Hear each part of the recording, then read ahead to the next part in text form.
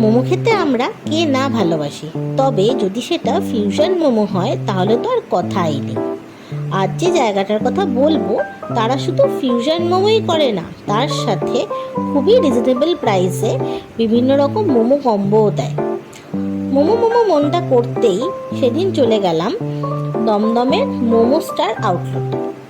মেনুতে দেখলাম প্রচুর ফিউশন মোমোর অপশান রয়েছে, যেমন pizza momo, কুল্লার momo, steam momo, pop, আরও অনেক কিছু। ভেবে চিনতে একটা কম্বো মোমো আর একটা পিৎজা মোমো নিয়ে নিলাম।